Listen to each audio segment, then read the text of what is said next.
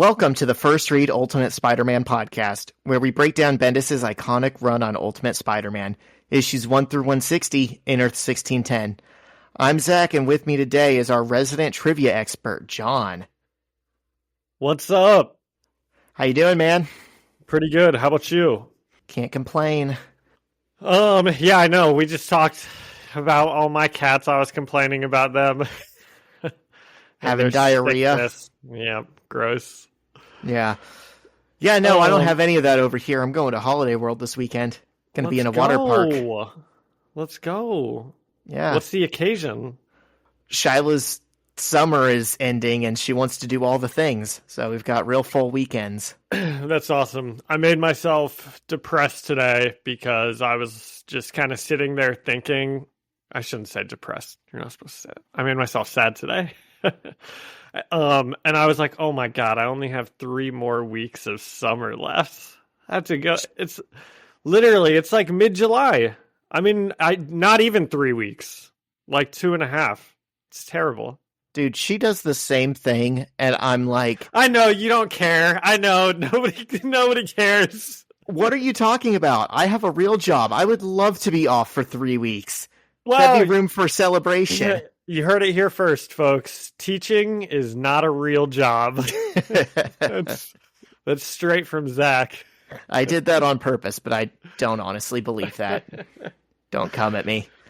Yeah. 2.5 weeks. I feel for Shyla. Yep. That's awesome. Holiday World will be fun. For those who don't know, that's like the amusement park, water park combo here in Indiana. Yeah. It's known for the water park. There's some good coasters, but the water park's really the thing. And and unlimited soda. For free. Yep. Yep. And it's always really clean, and it's a good place. All right. What you coming in with this week, Zach? Okay. Since you asked, I'm just going to get the jam of the week out of the way now, because this was pretty exciting to me, John. Do you remember a couple weeks ago when I said I basically manifested this band back into existence when they haven't played a show in years? It was Banner Pilot. Did you have like a dream that was something? No, that was Red Jumpsuit Apparatus. Oh yeah, that's a throwback. No, I had just been listening to them quite a bit, like the day before, and I was like, man, Banner Pilot was such a good band, but they were a little before my time. It's a shame I never got to see them. I wish they would come back. And then the very next day, they got announced as like one of the openers for the final NoFX tour. And it happened again, John. This week, I was listening to quite a bit of Drop Dead Gorgeous, which is a band. It's like a screamo band from the 2000s. And I was like, man, this is such a good band. I wish they were still around, but they haven't played a show in like 15 years or something. And who else announced their first show back in 15 years, like the very next day? Wow. So Jam of the Week is Just for Friends Request by Drop Dead Gorgeous. That's like... And listeners, write in your favorite band that isn't a band anymore, and I'll try and manifest them back for you. You know, I'm not sure if I believe this or not, but that's like a time travel thing, you know? It's a wibbly wobbly, timey wimey, like you're conscious, you know, it was some wires got crossed. Yeah, exactly. It has to be. I don't see any other explanation. If I had a nickel for every time I've done that this month, I have 2 nickels, which isn't a lot, but it's weird it happened twice. Wow, so what's the jam of the week? I just missed it. Dressed for Friend Requests by Drop Dead Gorgeous. Dressed for...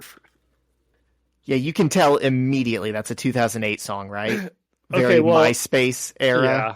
Well, luckily for you, I actually have something music related that we can still save to the end of the show. And I told you earlier I have an architecture question for you at the end of the show.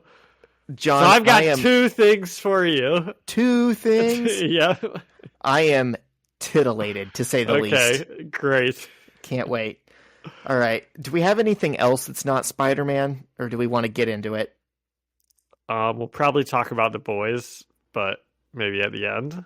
Okay. So maybe we get into it. I just want to say before we do that, I called it.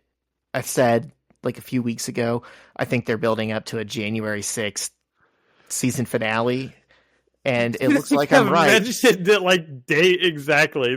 They've said like I feel like they have mentioned the exact day, January 6th, like multiple times. Mm-hmm.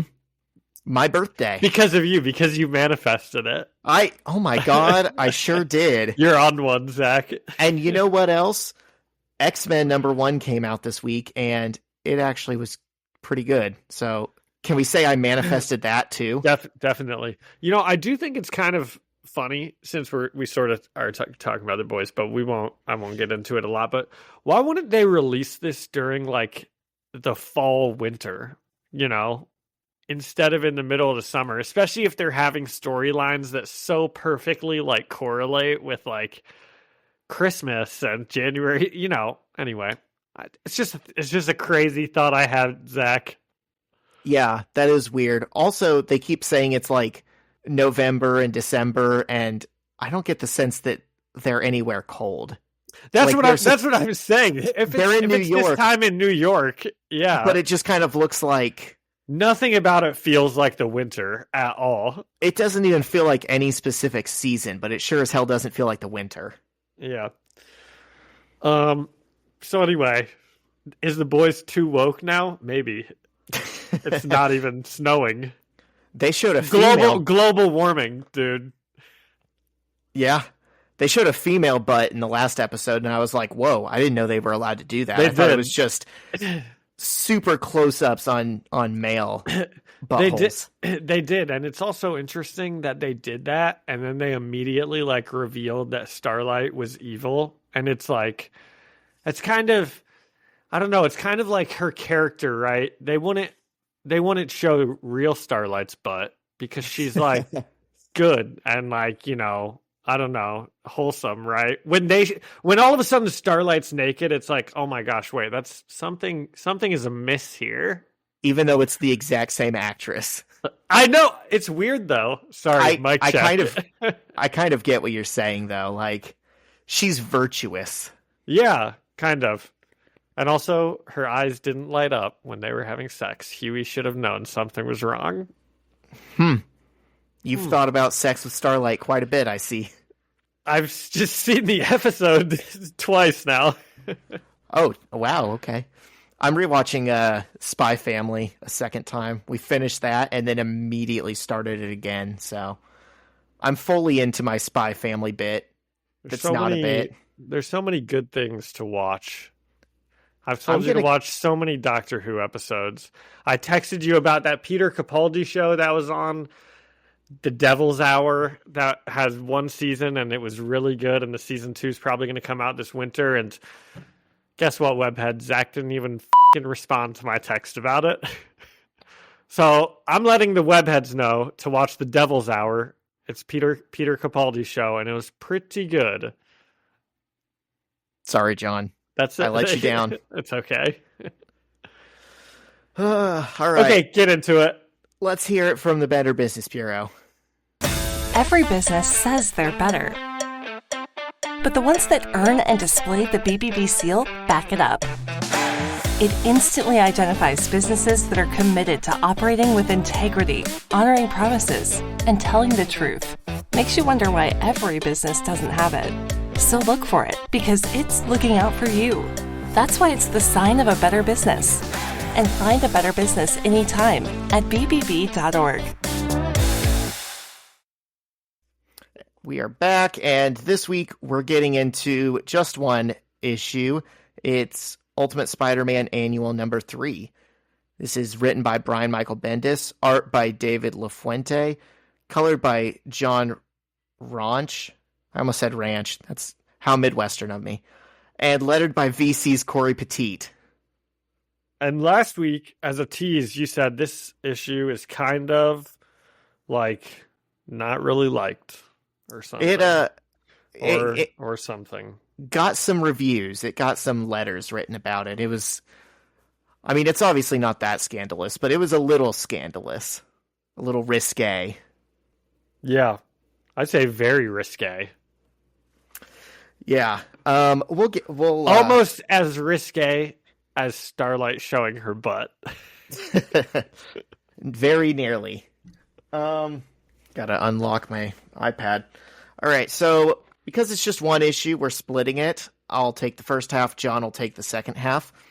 So we open on Peter. Let's talk about the cover first. Okay. Okay. Cover. Be honest.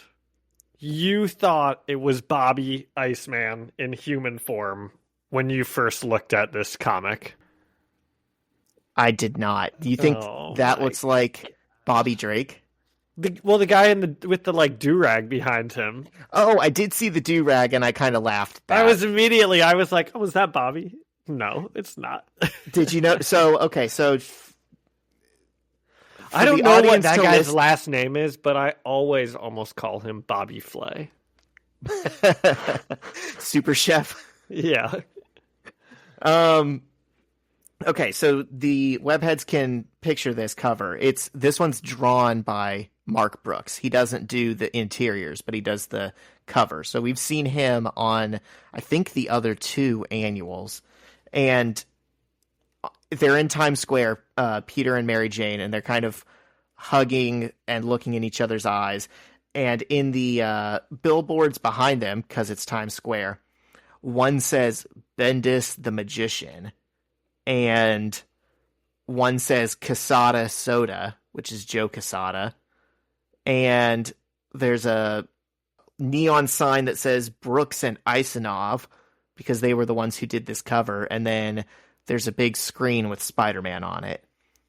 So a lot of fun little Easter eggs. That was incredible. All I was going to mention was the guy in the do-rag, who I thought was Iceman. And you had real Easter eggs for us. And this little kid walking with his mom that looks like Sid the Sloth from Ice Age. All right. So getting into the issue, we open on Peter and MJ chilling in her bedroom. Okay, right away. This is a classic. The art. I hate the art, Zach. I hate the art so much. It's fine anime. I'm not saying it's bad art, but I don't like it. Okay? And I'm so upset by this bait and switch from the cover to then turning one page and immediately being smacked in the face with the most like I don't know. I just don't like it.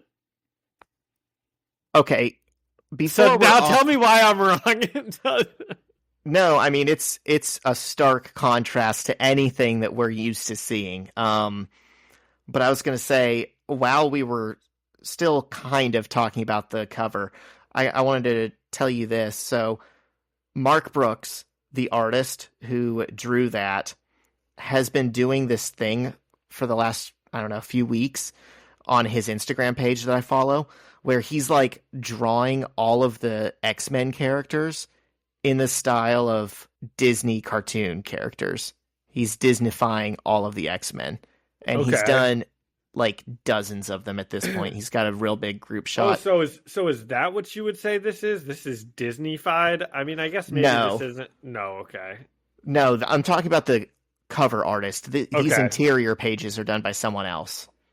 I just had to put some shine on Mark Brooks because he did the cover of this, and then he's doing this thing on Instagram that I am finding enjoyable. But anyways, yeah, I go back and forth on this issue's art too. It feels right for certain comics. It feels weird in a Marvel comic. If this was like an independent comic that was really lighthearted, I would maybe say it's fine, but it's very weird seeing like Spider-Man looking like this. Yeah, it was a pretty I don't know. I was not expecting it at all turning the page just to go to page one. And it feels weird when it's this, they look this innocent, childlike kind of art style. And then you find out what the whole issue is about, and it just makes them feel even younger, and it feels very strange. Interesting. Some might say it feels so stupid. Some might say it feels very Doctor Strange. I thought you were going to say inappropriate. Doctor Oh, Strange no. does not appear in this. He will appear in Avengers Secret Wars. Okay, so we open on Peter and MJ in her bedroom, and they're just laying there talking, and he asks her what she's thinking about. And she tells him that she loves him, and Peter's Does MJ's mom know that Peter's Spider-Man? no. Okay, I didn't think so. So she tells him she loves him, and Peter's like, yeah, I love you too. And you get the sense he's kind of being God's perfect idiot right here. He looks pretty vacant and doesn't really understand that they're having a conversation. And MJ's like, we've been through some real stuff, like real life and death heavy stuff. And Peter's just still kind of staring away, and he's like, yep. And his panel is also reused. They thought we wouldn't notice, but we did.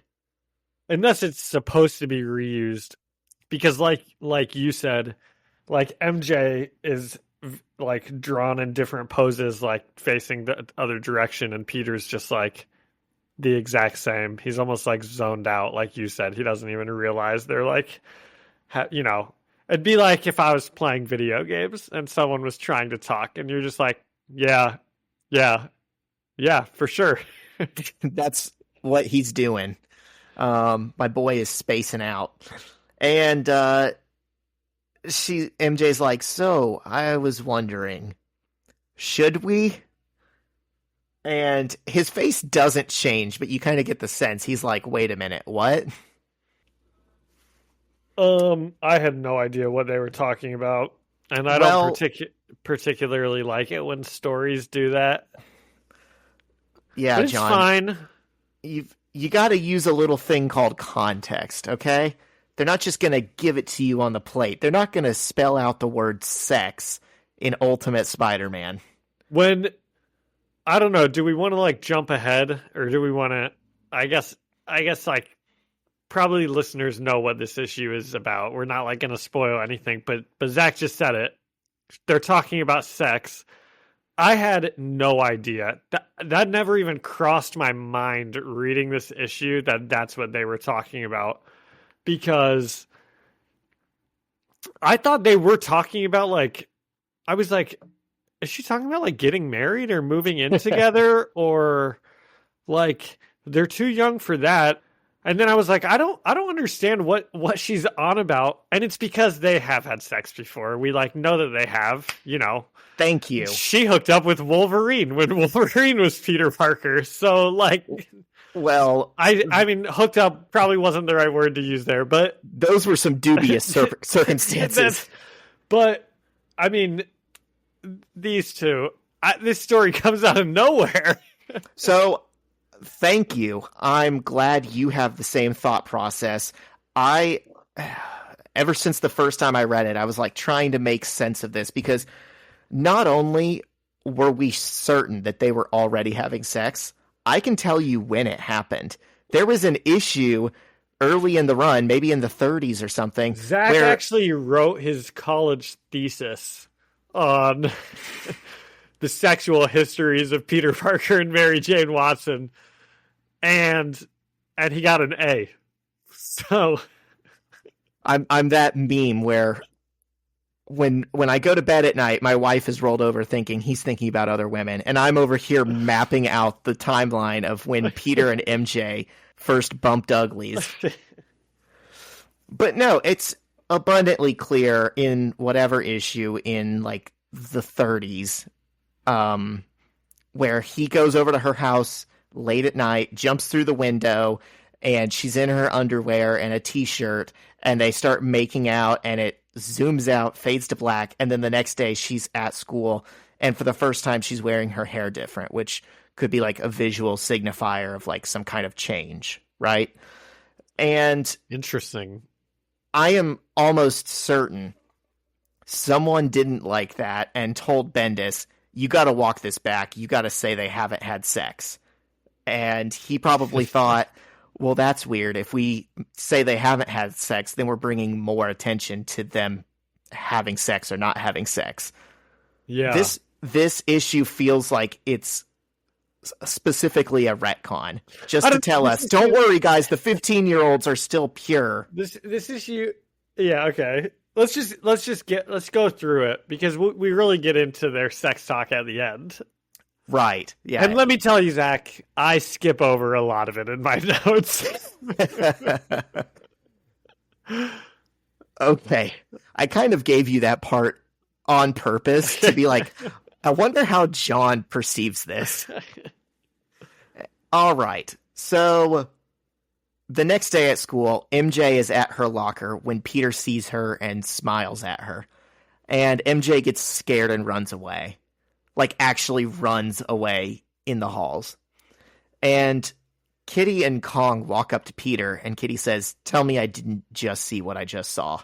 MJ blew you off. Everyone's face is like when I used to watch Pokemon as a kid, and everyone's expressions were just like the biggest thing ever, you know? I mean, it's like anime stuff, right? The most classic is when they scratch behind their head and the big sweat bubble comes down or something. Yeah, I don't think this style is anime, but I don't know a better way to describe it than that because it's so expressive. I know. It's not anime exactly, but it's very toonish. And so Kitty is bugging Peter, and she's like, "Oh my God, did you guys break up? Tell me you didn't break up. This is devastating." And Peter yells that they didn't break up, and Kitty keeps pestering him about what's going on. And Peter storms off, saying, I was so done with this conversation even before it started.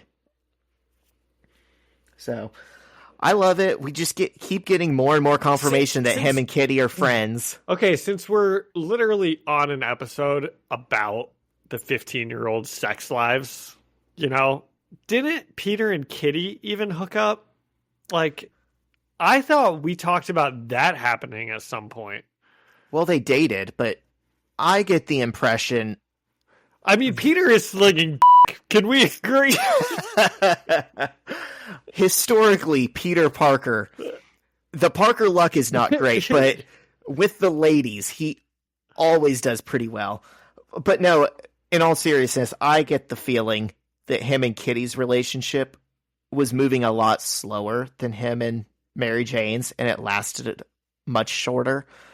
I think they probably did some stuff, but for the most part, I don't think it was that serious. I think they had a little fling, which is why it's so easy for them to just be friends now.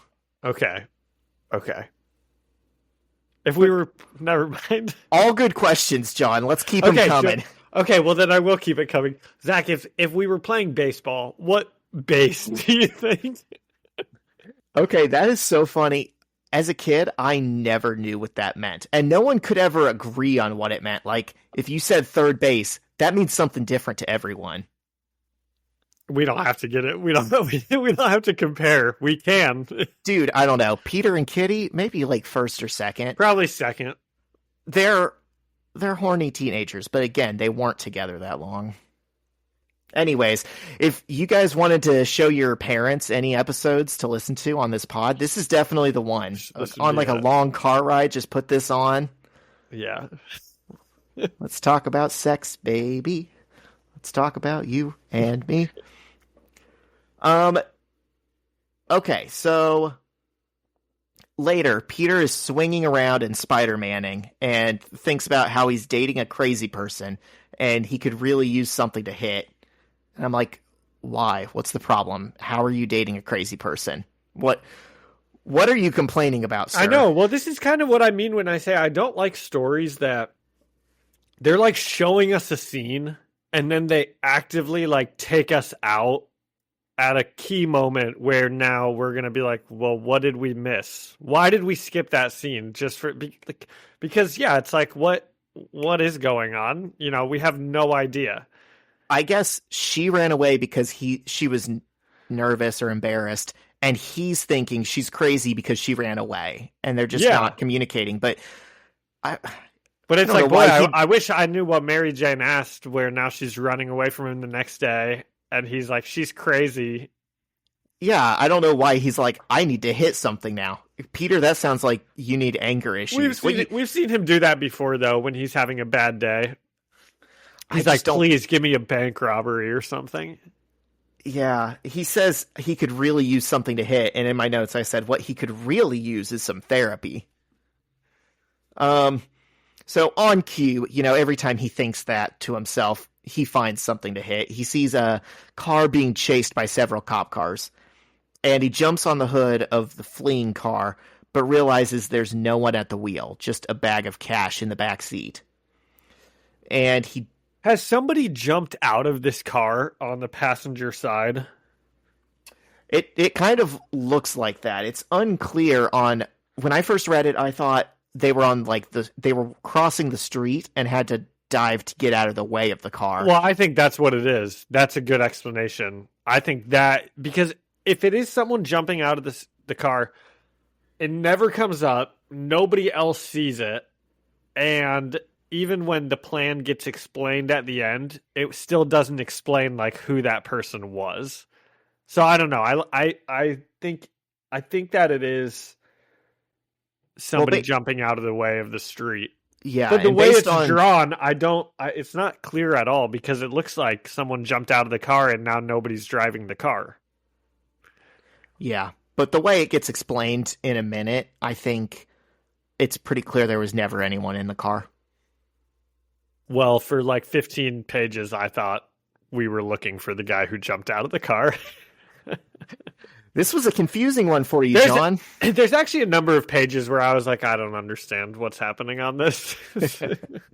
Why did I sign up for this? I don't get this young kid art style.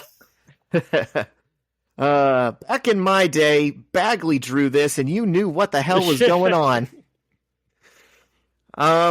Okay, so Peter jumps through the window and starts trying to drive the car, which I thought was funny because he's a 15-year-old who lives in New York City.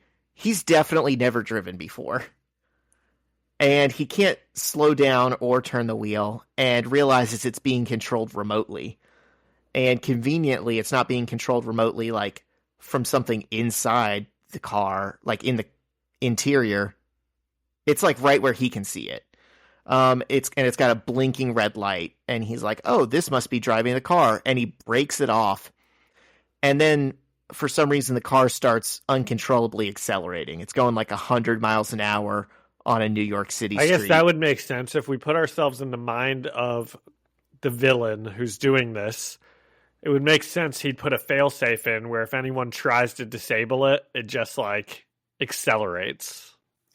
I don't know why he would expect someone to get into a car that was already driving fast, but yeah, he thought of everything.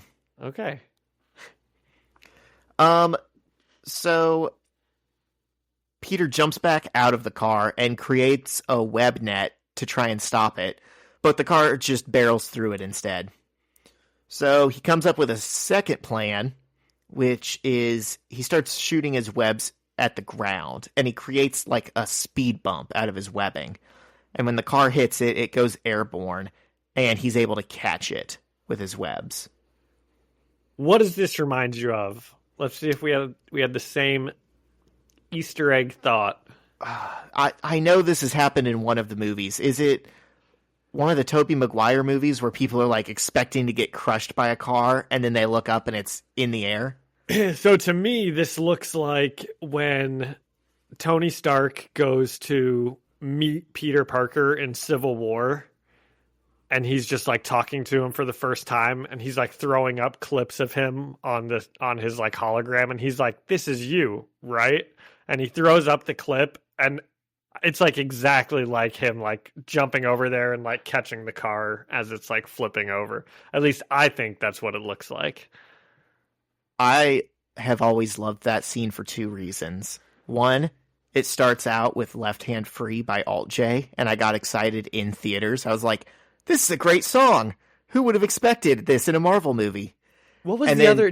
Wasn't there another? I'm sorry to interrupt. Wasn't there another movie where it was a song you liked that we talked about it last week on the pod? San Francisco by the Mowglis in Guardians of the Galaxy 3. I don't even know what that is now, but maybe that was it. I know we've talked about that, but that Yeah. was a while ago. That was like when it came out. But the other Okay, go reason I on. love that Yeah. scene is it's the first appearance of Hot Aunt May. Yeah. Yeah. What a treat. Yep. With a nice date loaf. Walnut date loaf. Okay. Where were we? Yeah, so he just caught the car, and is it bad that I can tell like where he is? He's in the Upper East Side, next to Central Park, along he's along Fifth Museum Avenue. Mile. I actually can tell based on the buildings, he is on Fifth Avenue. And there's a street sign that says it. Oh, is there? Oh, okay. Yeah. Oh, yeah, yeah, there is. Yeah, that's impressive, John. Good job. And so the cops show up and point their guns at him and tell him to freeze like they always do. And he just says, yeah, sorry about the mess. And just then the car explodes and money flies all over the place. And we cut to the Midtown High student newsroom the next day, where Jessica Jones is explaining the story of what happened. And she's kind of doing like a very dramatic telling to the 4 other people in the room. And she says the cops think the car and the money was a decoy, and the real thief made off with way more money. And they're somehow watching security cam footage and trying to slow it down and crack the case like they're the Hardy Boys. And Jessica says they're going to act like real reporters and pay attention to anything Spider-Man does because he goes to their school, and they should be the ones to figure out who he is. And this makes Mary Jane visibly It's actually concerned. a really good idea. I'm kind of surprised that the investigative news at the school hasn't come up with this before, you know? They should be trying to find out who Spider-Man is. That'd be like the biggest story of the year. Well, Jessica Jones sees the vision. Yeah. And MJ's there too, because now this is like her Lois Lane era of this series, where all of a sudden she just loves journalism. And now she can keep an ear to the floor and help be an ally to Spider-Man. Yeah. I don't love this. This kicked off a whole lot of, what if Mary Jane was Lois Lane? And you get that in the PlayStation video games and stuff. And oh, really? This is like a whole thing now? Sort of. Yeah, because they don't know what to do with Mary Jane. It's like, why would this normal guy who's always down on his luck be dating like a supermodel? It's like, that's the fun of Spider-Man. This is wish fulfillment. What does Mary Jane have to... First of all, no, it's not. Okay, dorks can date pretty girls. That's what I'm saying. You know. They don't think so. They want to make Mary Jane a dork too, which is fine. That's just not her. So is that what we're saying? The only way doofus Peter Parker could get Mary Jane is if she was a dork that worked on the school newspaper. That seems to be okay. The I kind of liked journalism in high school. I thought it was cool, you know? I'm not saying, John, I have a media studies degree. I'm not saying journalism isn't cool. It's so random for this character. How can we make Mary Jane more dorky so she'll date loser Peter Parker? Let's put her on the school paper. They're going to make her look dorkier later. It's like, okay, saying she's interested in journalism out of absolutely nowhere, it's fine. That's one thing. But then, like, they're going to start making her dress the part later. Well, it makes shame. Sense. It makes sense that she would turn into like a journalism type of career, you know, because her boyfriend is always like working with crimes, you know, like Iris is like that with the Flash. Lois Lane and Clark Kent, like you said. Right. I feel like that's a common, because those two things are kind of drawn to each other. Yeah, you know? It's an archetype in superhero comics and stories, and it serves a purpose. It's just, I don't see it for her. It's like that one time when she told Mark Raxton that she wanted to be a teacher when she grew up, and we were like, okay, where's that coming from? Lois is hot. Or FJ, hot girls don't do school paper. Okay, now They you've don't got me... read books, dude. Now you've got me thinking Lois and Peter from Family Guy. Oh, Peter. Anyways, Do so go yeah, on. Jessica Jones is trying to win a Pulitzer before she graduates high school. She's going to find out who Spider-Man is if it's the last thing she does. And MJ is like, uh-oh, this is not good. And Jessica says, follow Spider-Man and your life will change forever. And I feel like that is an unintended, like, motto for Mary Jane's life. I feel like it's a really weird thing to say. Oh, it is. I think it only works in the context of us, the readers, already knowing 100%. Yeah. Mary Jane's life is, like, inextricably tied to Spider-Man. And at lunch, MJ walks past Peter, and they both pause and look at each other awkwardly, while Kong and Kitty stare at them. And MJ... I can't stand that Peter goes to a school where everybody knows that Spider-Man goes to their school. And every day he wakes up and puts on his red and blue shirt and pants and goes around and hangs out at the school. He is basically in a Spider-Man costume of normal clothes. There's even like a design on the front. John, hide where you're least likely to be seen, you know? He's doing camouflage. He's like throwing off their set because they look and he must be.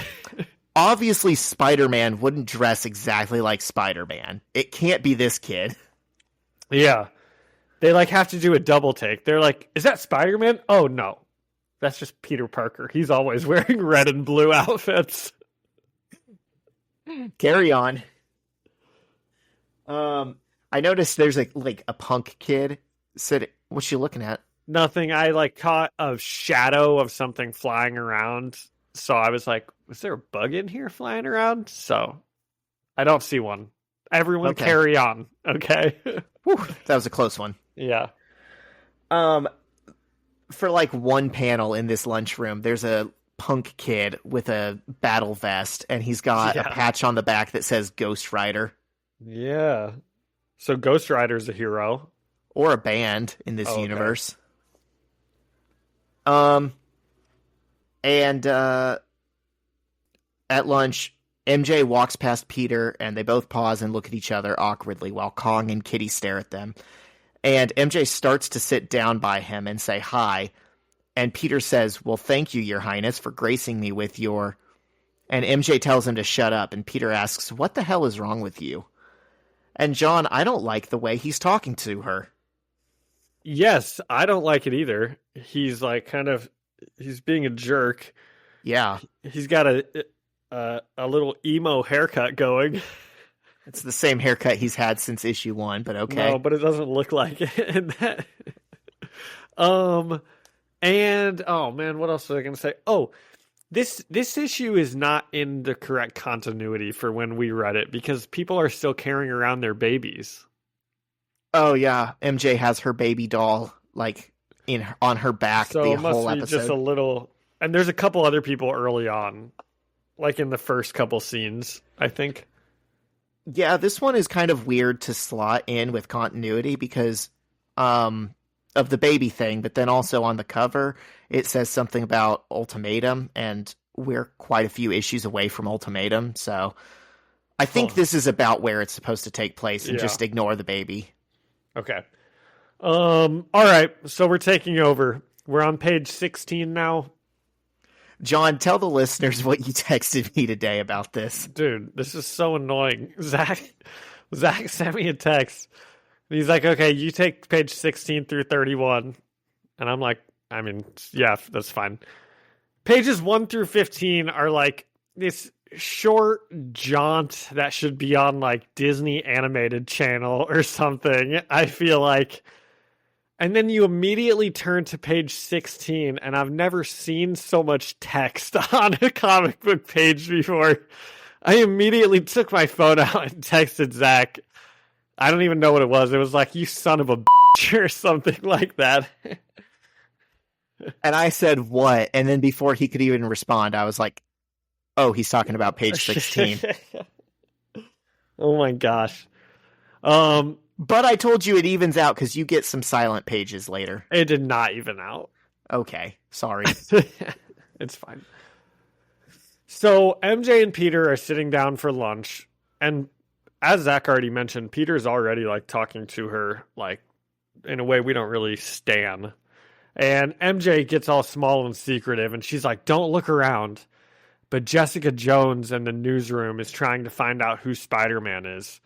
She's trying to look like incognito, and she could not be more suspicious if she tried. I'm trying to like think of a type of show it is where, yeah, it's like, you know, you hear these people being like, "Don't look around," but in every single shot, they're in like a new, totally like absurd like pose, trying to like hide themselves or something like that. She's like standing up, looking down, like using her hand. Yeah. She's like trying to cover her entire face while she's talking, and she's got her lips over to the side. And every time Peter says anything, she's like, "Don't look, don't look." Like she says it like 4 times. She thinks this is a really big deal. Yeah, she does. And the reason she's saying this is because she's like, Jessica Jones in the newsroom is trying to figure out who Spider-Man is. And MJ thinks that Jessica knows who she is because she looked that thing that she said at the end where she's like, "Follow Spider-Man and you'll go wherever you want to go, baby." Close enough. And Peter tells her that that's good to know. And then he asks why MJ is not talking to him. And MJ is like, "I don't want to talk about this. We have bigger fish to fry."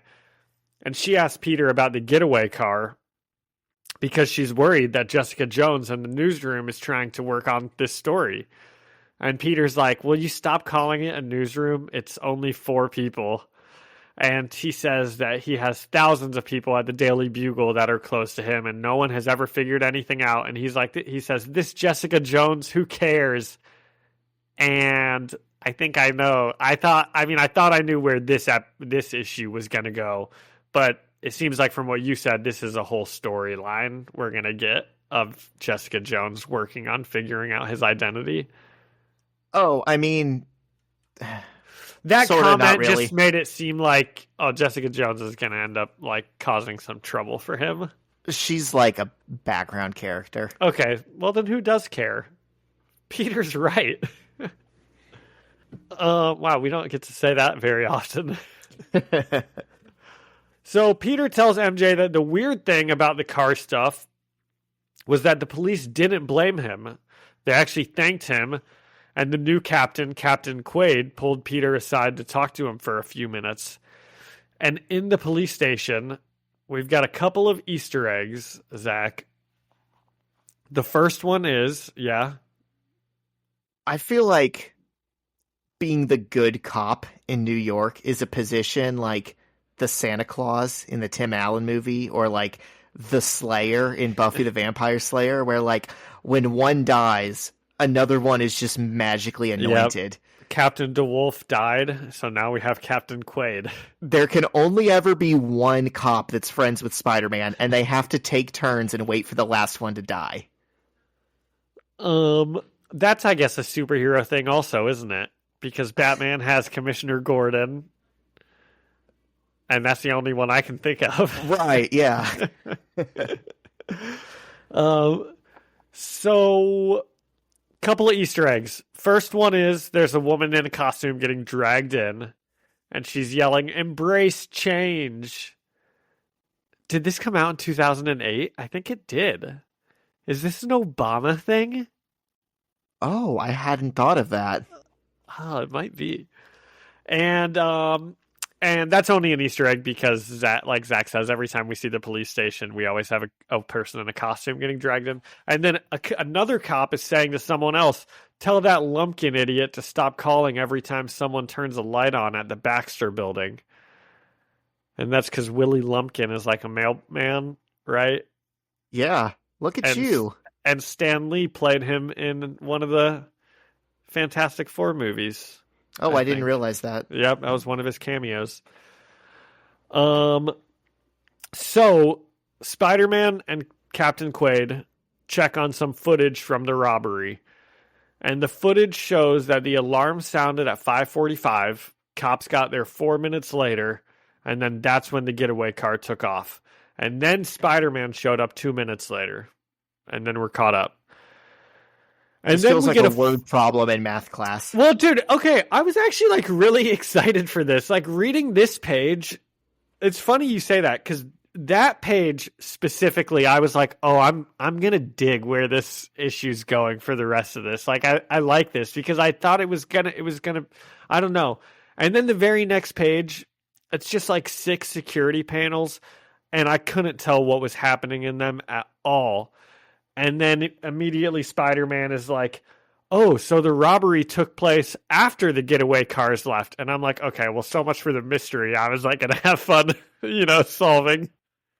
Can you tell what's happening in those security cameras? I mean, from the context afterwards, we can see it's like Mysterio somehow robs the bank after everyone, I don't know, after the getaway car leaves, but I can't tell how. It looks like the footage is corrupted. Like maybe the camera was turned off for a moment or something. And I think that comes back later. Oh, okay. Okay. So like I said, the bank was robbed after the getaway while the cops were chasing the car. And then Captain Quaid tells Spider-Man that this is the 4th time that this has happened by Mysterio. Dude, how are they not more prepared for this at a certain point? If you've had 3 bank robberies where you guys have chased the getaway car and there's been nobody in it, you would think that by the 4th time you'd like leave people at the bank, There's an old saying, John. Fool me once. 4 times. Can't get fooled again. Yep. Wasn't that a Bush thing? Yes. Right? Okay. Yeah. And then it was in a J. Cole song. Was it? Someone had a comedy bit. Maybe it was a Will Ferrell thing. He's like, can't fool the fooler. Or it was Frank Caliendo. That's who it was. Did you ever know him? Frank Caliendo. He did the Madden impersonation, got him kind of famous. Oh my gosh, Zach, you would love it Sounds like it. Yeah. Someone was commenting, and not to get political, listeners, but someone was like, man. Damn, remember when Bush would say things like that and he was only 50? That was crazy, right? One thing that Bush says that I say a lot of times, sometimes joking, but sometimes I do say it like automatic, is nuclear. Like, if I hit like a good golf shot, I'll be like, that was nuclear, man. My favorite is, now watch this drive. Have you seen that clip? No. It looks like he's on the White House lawn, and he's like giving a press conference, and he's like, something, this terrorist regime cannot be allowed to succeed. And then he like nods, and he's like, now watch this drive. And does he just pipe it? The camera zooms out, and he just drills a golf ball. Dude. And it was being filmed on a course. He should be president. Let's go. Imagine what his handicap is. When I'm at the driving range, I say, now watch this drive all the time. That's awesome. I got to find that clip. Yeah. Not to get political and I'm a big George W. fan now. Not to put shine on war criminals. And I think it's okay that he did all of his war crimes. If you can hit the ball 250, you can do a little bit of war crimes. As America has been learning in the past few weeks, being president isn't about being competent or a good person. It's about who's best at golf. Yep. Dude, if that's like the definition of like capitalism in the US though, right? Like that's like what going into business. It's like, well, you need to be able to play golf because that's where you're going to do business deals. Look, man, doesn't matter how hard you work, how smart you are. There's a glass ceiling if you're going to hold everyone else back on the game. Art of the deal. Art of the deal, Zach. I don't like us right now. Let's move on. Okay. All right. Let me try to find this So, okay, this is the fourth time it's happened, right? This is the fourth time Mysterio's robbed a bank, and Captain Quaid asks Spider-Man if he knows anything about it. He's like, you know people with powers and gadgets and personality disorders, and he asks Spider-Man for help. One of these things is not like the others. There's a couple funny lines in this one. That one, and then one of them I said earlier. I think it was a Spider-Man quote. I don't know. So Peter is explaining all this to MJ at lunch. Oh, it's when he's like, "Stop calling yourselves a newsroom. It's 4 people."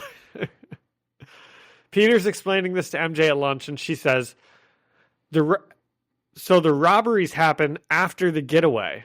Mysterio. Because I like it. She's kind of like recounting what he's saying. And Peter's like, you like it? And she's like, you may have a new supervillain. This is good. And Peter yells at her with his mouth full like a disgusting degenerate and says, you're my new supervillain, before MJ walks away saying she's going to solve this problem for him. And she's like, kind of like, she like doesn't care. She's like having a good day. She's like, I'll solve it for you. Don't worry. I got you, babe. And he's like, F you, MJ. And she's like, I'll get it done. This is pretty funny. And it's very anime coded. It's very endearing to MJ while being not very, I don't like Peter very much, but I love MJ in this.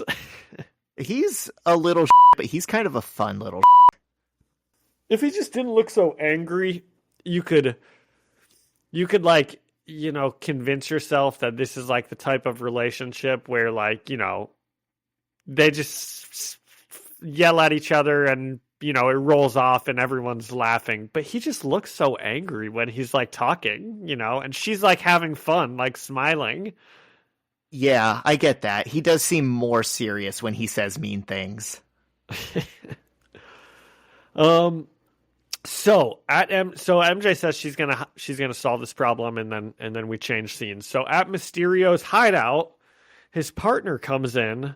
It's a woman, and tells him that Spider-Man was at the station. She says she was right in front of him, and it was at this point that I scrolled back a couple pages, and I realized that this mysterious partner is the woman who showed Peter and Captain Quaid the footage. So she's the tech lady. And the woman says she wants out. She's like, give me my cut. I want out. And just then, Spider-Man crashes through the ceiling. And he tries to punch Mysterio, but he can't. And just then, Captain Quaid and the police unit burst in. And they say, hands in the air. Zach, this issue just had so much potential, dude. Like, is this real? Was this planned by Mysterio? Are the captain and the police force real? Have they been real at all throughout this whole issue?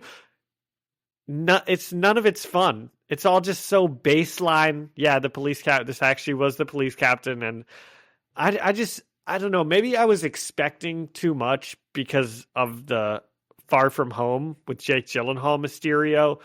And those are like such advanced like holograms that he can like put them in. I think I was just expecting a bit more like mystery and like mind effing. Well, I'll tell you this. We have not seen the last of Mysterio. Okay, good. Because I like him. He's a good one. Yeah. He's got big things in the works. So Captain Quaid and the police unit, they burst in. They say, hands in the air. And Mysterio puts his hand on Spider-Man's shoulder. Spider-Man wasn't able to grab him. So he puts his hand on his shoulder and he says, let me tell you something, kid. And I really want you to hear this. And then he blows up his hideout. And he says, we'll do this thing, you and me, when I'm good and ready, before he vanishes. And all of the cops and Spider-Man get out. So that's when I was like, oh, they were real. Darn it. And the lady cop gets arrested, but Mysterio escapes. Hey, John. Yep. What's worse than cops? What? Real cops. That's true. That's true. Yeah, they would have been better as holograms. So MJ is sleeping at her house, And Peter sneaks in, and she Oh tells wait, her, that was it. That felt like an abrupt change. all the cops get out, and Mysterio escapes. You got Right? it all. I'm just saying it feels like an abrupt change. Yeah. Well, I thought it did too. Was it? Maybe it was. Was it all a hologram? Was it? Dude, what if this whole issue has been a hologram? Mary Jane's a hologram, Peter's a hologram. That would be sweet. Mysterio, like implemented this whole sex talk just to like mess with Peter's head. He's like, what would mess with a 16-year-old's head the most? I know. I'll have his girlfriend talk to him about sex. John, how good would this series be if we get to issue 160 and the big reveal at the end is that all of this was a Mysterio hologram and there was no Spider-Man? That'd be pretty good. Pretty good. Marvel, put us in the driver's seat. My buddy Steve and I used to like make movies back in high school and college, and we didn't know how to finish movies ever. We'd make ideas and then we'd never have an ending. So like everything we ever made just ended with everyone dying at the end. You know, that's how life ends. That is, yeah. That's the best That's story. how every movie ends if you think about it. God himself decided that's how every story should end. Yep. And so it does. Yeah. So Peter comes in to MJ's room and he says she was right. Through the window with a big romantic full moon behind him. What? That's how he comes. He doesn't come in through the door. This is a grand entrance, dude. Well, he's Spider-Man. He's not going to ring the doorbell. Well, I'm just setting the scene for the listeners because it's an audio medium. Okay. Thanks. And can I explain what happens in the conversation? I mean, yeah, please do. But I want to hear how you took this your first time reading it. So we're not even there yet. We're still talking about the Mysterio stuff. Oh, he tells MJ that she was right about Mysterio because it was her idea that it was an inside job. It was someone on the inside that was obviously like planning this out and timing it, and that's how they knew it was one of the cop ladies.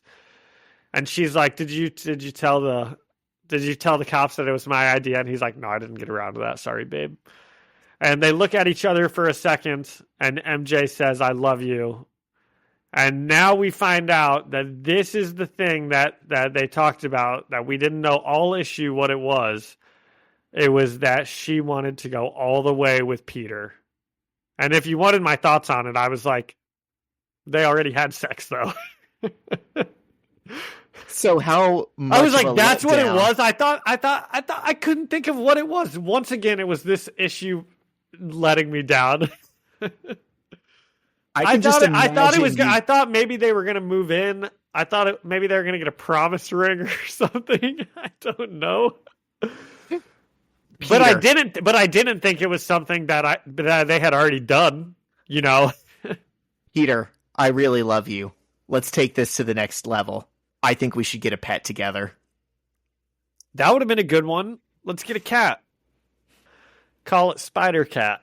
I can just imagine you flipping through these pages and then getting to this one and being like, what the hell is this bullshit? It was, so I say, here's what I wrote in my notes, Zach. I said, so I don't feel like going through the intricacies of this conversation between two 15-year-olds discussing having sex for the first time. And I just said, they're going to wait. They decided that they're going to wait. Yeah, that's the tasteful resolution we come to, is Yep. they both want it, but they think they're not ready. So the conservative groups can get off our asses. They're not, I actually don't really even like this because MJ's like, I know you want to. And Peter's like, eyes bulge out of his head. And he's like, I sure do, babe. But he's not going to pressure her. And yeah, they're going to wait. What a prince. What a guy. I'll tell you what, he didn't wait with Kitty.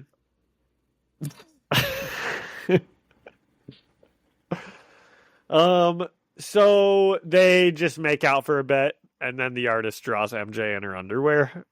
Well, she was in her underwear the whole time. But it's very prominent. I didn't notice it until this scene. It is extremely prominent. But again, and this goes back to how we know they'd already had sex, this isn't even the first time he's come in her window at night. And Zach, she's been in her underwear. is that a euphemism? And they've made... That is disgusting. Dude, I'm trying to keep this episode PG-13 like the issue is, but it's hard to talk about this, man. Yeah, he came in her window, among other things. Let's be grown-ups about it. But we've literally seen this exact scene of them in her bedroom, like wearing what they're wearing, making out, and then it zooms out. It's almost like this is an intentional callback to that scene to tell us, hey guys, remember how we've been here before? We just really need to hammer home. They didn't have obviously sex. always wait. Every time it gets hot and heavy, one of them is like, maybe we shouldn't. It's like, okay, let's cool off. That's the official canonic stance moving forward on their relationship. I mean, they are only like 15. Yeah. I think someone at Marvel was like, wait a minute. Let's clarify this. So, back at the mysterious hideout, Betty Brant is on the phone telling J. Jonah Jameson that nothing is there anymore and that there's no story there. But then we see under the rubble. Wait, I said back at the mysterious hideout because that's what my notes say. Back at Mysterio's hideout is what I was supposed to say.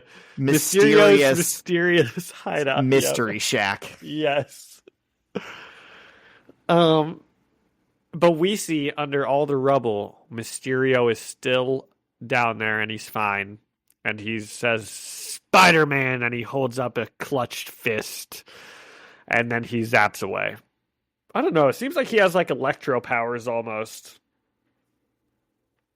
I can't tell what he's ever doing. Yeah. I tell you what, I'm happy for Betty Brant. Last time we saw her, last episode, Jonah was basically calling her a floozy and said she can only work fashion shows. And now here she is chasing down Mysterio. Jonah did not call her a floozy. He said, I could fire you because you slept with your last assignment. You shouldn't be doing that. I'm just going to, I know we talked about this last week, Zach, but I think you're being a little hard on JJJ here. John, I can't believe you just said hard on in our sex episode. I'm trying to keep it PG, but it's hard to. Stop doing that. What did you think of this one? No one can say it wasn't fun. It sure existed. I'm going to give it 6.9 out of 10 euphemisms. I like that. I will give it a 6.9 also out of 10 euphemisms. I think that's good. That's a good rating. There were some funny moments. All in all, a lot of it felt like it was should have been on like Disney Plus. It was like Spider-Man and his friends, right? Like that's kind of how the art looked. Was like it's like just a young scamp high school adventure.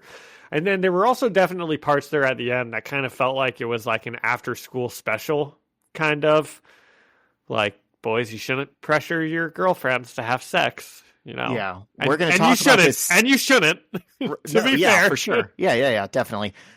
But I get what you're saying. We're going to talk about this serious topic in a superhero comic book. Yeah. Appropriate for all ages. But it was fun. Yeah. I like the new police captain. I like Mysterio. Yeah. I liked the scene of Mary Jane walking away like, all right, babe, I'm going to go solve this. I'm going to fix this for you. Bye. Yeah, I love you. Awesome. The way you read it, the way you described it, made it more fun than when I had read it myself. So thanks for that. That was You're welcome. Hell of a job, John. All right, what's next? What's next week? Okay, next week. So last night I actually read a whole bunch of these issues coming up and Ooh. mapped out like our next month of episodes. Um, Next week we've got Ultimate Spider-Man number 122 and Ultimate X-Men number 96. Oh, are we going to follow up with Liz Allen? Dude, it's a good one. We get some Liz, we get some Spider-Man, we get some Wolverine, we get some Kitty. So we get some things that won't make a lick of sense to us because we're not reading Ultimate X-Men, but it's so fine. Ultimate 122 and X-Men. What is it? Ultimate X-Men number 96. Wow. What's 96 backwards, Zach? My birthday year? 69. Ayo, there it is again. Okay, we got any more Spider-Man stuff? Well, we've got our trivia. Do we want to do that now? Of course, that's usually at the end, but we can do that now if we want to. Okay, because I figured we're gonna talk the boys, and you said you had a music thing and an architecture thing, so let's just get over with our Spider-Man stuff. It's Spider-Man trivia time, Dink. Oh, John. I told you this one the other day. Let's see if you remember it. When Peter Parker graduates high school, what university does he attend? Peter goes to Empire State University. Yup. Let's go. It's like a steel trap up here, Zach. Good job. All right, that's one. What is Peter Parker's job at the Daily Bugle? He's a photographer. Yep. He takes pictures of Spider-Man. Naturally. And what about here in our Ultimate Universe? He's the tech guy, web designer, maybe. Does he design the website? Or I don't know. He does tech stuff around the office. Yep. All right. 3 for 3 so far. Here's the last one. What is the name of Peter Parker's best friend? I mean, would that be, well, Mary Jane Watson, of course, but probably Harry Osborn. Is that what it says? They say Harry Osborn. Yeah. 4 for 4. Look at you. Good day today. No lifelines, no hesitation. Those were some easy ones. Those are some easy ones. Because you're not skipping any. You're not going through and finding ones. You're just going in order. Right? I'm going in order. So we might see some easy ones, and we might see some hard ones. I wonder if we can finish this book, time it to where we run out of questions when we finish the pod, or if we're going to have to, on the last episode, give you 30 questions. Okay. What do you want to talk about first? Because I have my 2 things, and then we have to talk about the boys, obviously. Hit me with your 2 things. All right. So, when you think, we'll do the song one first, since we already did the jam of the week. When you think of an emo song, what's the song that pops into your head? I was the wrong person to ask this question to. So, John... I thought you'd be a perfect person to ask this question to. The more I learn about emo and the more emo I listen to, the more unsure I am of what emo even is. Because that word is so loaded and means so many different things to different people. Oh my God, just pick a song. Mine was Fall For You by Secondhand Serenade. I would have probably said, Never Meant by American Football. Okay, I'll have to listen to that one.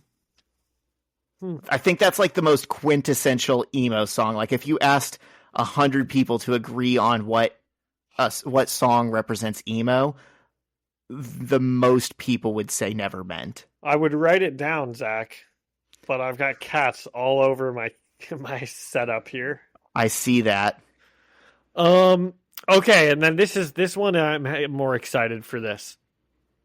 I want you to describe the Tesla Cybertruck's architecture as if it were a building. Okay, so if you need to pull up a picture of it, but I want to hear about the architecture of the Tesla Cybertruck.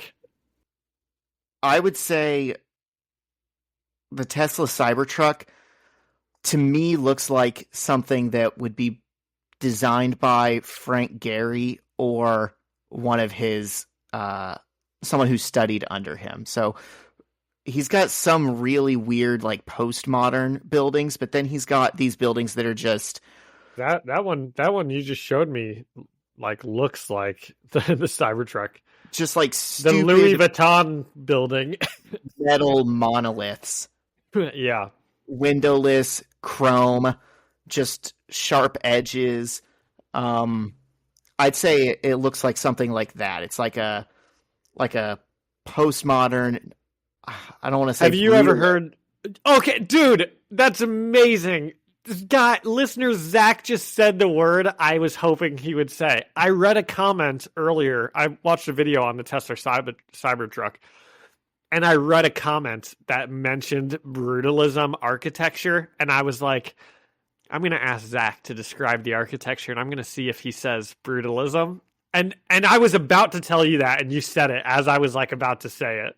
So the reason I say it wouldn't be brutalism is because never mind. brutalism. Well, no, I think it's close, but brutalism relies on concrete. The whole idea of brutalism is like concrete is like the perfect material because it's so strong and you can shape it to do just about anything. But there is also, things that take elements of brutalism, but then cover it with like just sheet metal or chrome. And that's why I said Frank Gehry, because he does that sort of thing. But as far as just harsh edges and trying to look utilitarian, I think it does use that element of brutalism. Yeah. And it's ugly. It's very ugly. And people say brutalism's ugly. Well, that was fun. You're a beast, dude. Thanks. Your architecture knowledge is top notch. I was just at the pyramids today, and I was looking at, how like one side of them is just stone, and then the other side is glass. I said, yeah, there's some things. Shyla, There's some things here in Indy. There's like 3 pyramids over on the northwest side, and they're called the pyramids. And I was telling Shyla that was like a rare, really good example of like beautiful brutalism, because sometimes brutalism is just useful. It's just utilitarian, but when it's done right, it can make very interesting and beautified buildings as well. Very cool. Thanks for the boys. Yeah. Thanks for humoring my little architecture intro. Of course. And I told Zach before we hopped on that I'm going to start a bit where I'm going to become a big Van Gogh painting guy. So Zach, if you ever have any Van Gogh questions, you just lay them on me. Okay. That's how I'm going to learn. That's going to be our next podcast, and our market is solely going to be people with narcolepsy trying to fall asleep. Or what? No, wait, what's not? People with insomnia. Insomnia. Narcolepsy is the opposite. Yeah.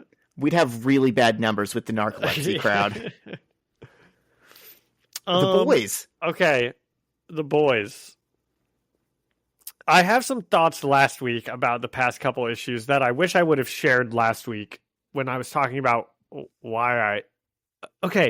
that thing in Tech Knight's basement, the whole episode in like Tech Knight's basement where Huey was there, it really annoyed me that Tech Knight didn't know that wasn't Web Weaver, because he has a hole on his suit. Like he has a hole. Wouldn't that be the whole reason why Tech Knight would like want Web Weaver as his new like sex thing, is because he's like this web hole? And then he would notice immediately that Huey doesn't have that, right? Listeners, if you thought we were past the most graphic sex talk in this episode, you were sorely mistaken. No, they knew we were talking about the boys at the end. But I kept expecting that to be like how they got found out. I know what you're saying. Surely that'll come up. No, it didn't. It was annoying to me. Yeah, that was strange. And that's part of what I mean when I was like, it seems like the past couple episodes, they just like, there's not that much going on. And it's because like we had a whole episode of them running away from like beat up monsters.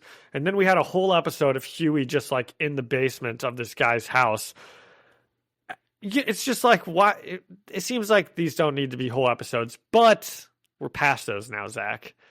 And this last one was pretty good, I thought, and I'm pretty hyped for the finale. Yeah. I can kind of get why this season is getting flack, but because it feels like it's a lot of filler episodes. It does. But for filler episodes, they're still good quality. Does that make sense? Like they're not progressing the plot a whole terrible amount, but they're still enjoyable. Yeah, I think the things I have specifically mentioned, I didn't particularly like. They were like enjoyable in that it's the boys and it's fun. But man, there's been some parts this season where I'm like, this is so gross. Why do you need to show this? Or why do they have to speak like that? It's like they're the most disgusting fit people on the planet just for the sake of being gross. The one line that really made me think of that this week was, and I know this is like a PG-13 podcast, but Butcher's alter ego Joe Kessler is like, was it when you Queen Maeve and I'm like, Jesus Christ, man! Like, what did you have to say that? I didn't even remember that happening. For one thing, and there's just been a couple like scenes like that where they'll just show stuff or like one line where it's like, oh my god, I'm like blushing at my house. Yeah, we there have been a few times where we realized we should probably close these big bay windows in front of our house that face the road when we're watching the boys, or maybe this wasn't the right thing to put on while we're trying to eat dinner. Okay, so let's see what is actually happening now. That was a pretty cool fight between the boys and the Deep and Black Mar in this last one. What'd you think about that was awesome. The Deep killing his octopus girlfriend? Dude, was that sad? So sad. Yes, that was so sad. I kept wanting him to go and get her and put her in the tank. I know. It's so bizarre though. I was like laughing and I couldn't tell if I was like uncomfortable laughing or if this was supposed to be funny. I was like not laughing. I did not like it when every like 5 seconds it kept like gasping. I think I was like get this off, get this off, kill it, it's done, get it, move on. I think it was more of a nervous laugh than anything for me, but I was like, this is very unnerving, like in a way that's not enjoyable. Yeah, they're really making the Deep. I mean, if A-Train is getting his redemption arc, which he pretty much has, you know, he's like a full-on good guy now at this point. The Deep is going the exact opposite way, you know, because he could have gotten a redemption. He's like everyone's favorite character because he's hilarious and stupid, but he's really turning like evil these last 4 or 5 episodes. He's in his heel era. What's that? It's a wrestling term. Okay. And then all the stuff with Sister Sage and her plan. I could tell from the moment that what's her name, the firecracker. Yeah, Megyn Kelly girl. When she took out those mommy milkers. Yeah, her yogurt hammers, and she started breastfeeding Homelander. I was like, oh, it's over. She's got him in her pocket, and she doesn't like Sister Sage, so Sister Sage is done. Yeah, this is still all going to be part of her plan, I think. Somehow she accounted for this. Because she left her journal there when she left. I don't know if you like noticed that, but before she walks out, she like leaves her journal like on the desk of the 7. And I'm guessing that's so Homelander can look at it and be like, oh, she like predicted all of this, right? This is still all moving exactly according to her plan. They're gonna. So I don't know. We're definitely not done with her yet. They're gonna open it at like the perfect time, and it's gonna say something like "I win" or "checkmate" or something, and then something's gonna happen that she orchestrated. Probably. Yeah, this is going to be a good one. I'm pretty psyched for the finale. Starlight got kidnapped. I think, okay, Zach, here's my Here's my theory, okay? I think it's going to be her mom that comes into the room because the door creaks. Or, I'm sorry, I think it's going to be Huey's mom that comes into the room. And I think Huey's mom was maybe a shapeshifter this whole time. I don't know. I mean, who that's who a knows, hot take. right? But that seems like it could be, you know, I don't know. Okay, all right. I'm just trying to think of twists here. Yeah, I could see it. I had been not trying to think about twists. I was just along for the ride, but I see where you're coming from with that, and I believe in that now. That's going to be the outcome. You know what, John? I'm manifesting it. Yeah. I have that power. I'm trying to think. Every time we talk about The Boys, we hop off, and then I'm like, oh man, there was more stuff I want to talk to Zach about. I don't know. What do you have? I don't know. We pretty much hit it. Good stuff, man. Stan Edgar is going to be coming back in the finale in some way. Yeah. Who knows? Did I say this last week that the actress who plays what's her name, the vice president lady, is dating the actor who plays Huey? Oh, really? Yeah. So interesting. I thought it was sweet that they got a little one-on-one scene together, and then they've got a couple speeches back and forth to each other this season. Yeah, and then I almost told Shyla, I feel like they're specifically going out of their way to not have Huey and the actress who plays Starlight do like a lot of PDA or like kissing or sex scenes or anything, maybe like out of respect for his current girlfriend who also is on the show. And egg on my face, like no sooner was I but it wasn't Starlight about to say that. They still had to film it though. I know. But it felt like a choice that they were like, those two characters are in a relationship, but you wouldn't know it over the course of most of the season. Yeah. Okay, let's do some predictions for the finale. Okay. Live or dead predictions. Okay. A-Train. Dead. For sure. I think he makes it out alive because I want him to so badly. I feel like most people will make it out alive out of necessity, but if they need to kill someone to have stakes, it seems like his story is pretty much at its conclusion. If he dies, I need his family to know that he died a hero. But it would be very The Boys, because the world that The Boys live in is not a happy world where people get good endings, right? So I could see him just like dying, and Vought just like pushes it under the rug as he was doing something, and his family is like, yeah, see, he was a shit bag, you know, what did we say? And that would make me really sad. Right. Okay, so A-Train, you said dead, I said alive. The Deep. Alive.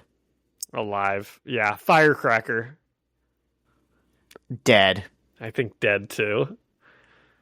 Sister Sage. Alive. I think she's dying. I when you said Firecracker, I thought it's her or Sage whose plan is going to come to fruition for season 5. And my money's on Sage somehow winning. My money's on Homelander. Just he's gonna go into. I don't know how if season 5 is gonna like reset the status quo at the start of season 5. You know, like it kind of does most seasons, right? Or if this is season 4 and season 5 is almost going to be like a 2-part season, you know, where they just flow into each other. So I don't know. Homelander is going to be alive after this, of course. Butcher. Alive. Oh, I hope so. Alive. Frenchie. Alive. Do any of the boys die in the finale? The only one I could maybe see would be Mother's Milk. Oh, I could see Mother's Milk dying. Boy, I really thought Kamiko was going to die in this last one. I was like, when it happened, I was like, oh my gosh, they're gonna kill Kamiko. No. I saw it coming before he stabbed her, but then like as soon as Frenchie responded quickly, I was like, okay, she's fine. Well, she's built Ford tough. There's some parallel there between cutting off the leg, cut off Samir's leg, and then cut off Kamiko's leg. Okay, so maybe Mother's Milk dies. Yeah, I think all the boys probably survive. Robert what about Singer. I was gonna say the president. Yeah. He's dead. Sorry. He's out of here. Think so? Yep. He's dead. The bad guys win. I think we're probably gonna go into season 5 with Newman president. Yeah. And do we get any Soldier Boy in this finale? Last prediction that I have. Do we get any Soldier Boy? Like or Queen Maeve scene. Soldier Boy or Queen Maeve. Do we get either of them? And I bet you we could get at least one of them as like an end credit scene or like towards the end of the episode teaser. I think that's a good call. Probably it'd probably be too late to really introduce Soldier Boy in any real way here. An end credit scene teaser setting up season 5 seems perfect. Yeah. Okay. What if there was like a team that we see assembling that's like him, Queen Maeve, some of the... Is Soldier Boy a good guy now? I don't know. Maybe they just... A-Train. Dude, I would love that. Let's put A-Train, Queen Maeve, Soldier Boy, Kamiko. Some of the soup team. Some of the Gen V kids, and then like some hero that we thought was long dead. And a new hero that's played by Jared Padalecki. They should have... They need to have some like Samuel L. Jackson looking type of guy like go up to some of these heroes like at the end like cryo free Soldier Boy. We're putting together a team. We're putting together a team. Yep. I heard you want payback. Amazon, put us in the driver's seat. We know what we're doing. Yep. Is that it? I think that's it, man. Okay. This was a very sexy episode. That's a good word for it. Yep, well said. We're bringing sexy back. Yep. Thank you to Ian Hickey for the music and Alyssa Seaman for our artwork. And thank you all for listening and leaving us a review or a comment. You can find us First Read Ultimate Spider-Man Podcast on Spotify or Apple Music or anywhere else you find podcasts. And you can come and chat with us or leave us a comment on Instagram at First Read Podcast. Send us an email at First Read Spidey or find us on YouTube, First Read Ultimate Spider-Man Podcast. Zach, I'm going to read us a couple of comments here before we say bye. Is that okay? Let's do it. We actually forgot to the past couple weeks. So, all right, this is from the same guy who sent us one last week, but he changed his name. Now his name's Luke P. And it's regarding my conspiracy theory about the flat Earth. So I love this. We've got a documentary to watch here, Zach. Luke P says, has John watched Behind the Curve? It's a documentary about flat earthers that is hilarious and informative, but doesn't try to ridicule people. I found it interesting, especially because the people in the documentary display critical thinking skills and even develop their own experiment to measure the speed of the Earth's rotation. It was an actual scientifically sound experiment, and let's say the results weren't what they expected. Also, thanks for the last episode. I didn't realize YouTube started using my username from 15 years ago. He changed his username. I may or may not write in again in the future. If you choose to mention me on the show, you can refer to me as Luke if it's easier. Thanks a lot, Luke. Thanks for the comment. Which old username was it? Luke P98. Oh, it was like he, G or something. I don't know. I didn't look, and I'm already off the page. Because Lawrence Loves Family also sent us another one. And he says, still listening to the cast. It's fantastic. Keep going. Marvel has an official podcast now with Kevin Feige, your inside man, all things Marvel. Yeah, Lawrence. And who do you think runs that podcast? We're busy men. It's Zach and I. We've got our own network going here. Our hands are in everything. Yep. Our web connects us all. All right. Thanks for the comments. I already sent us out. So see you next week. See ya.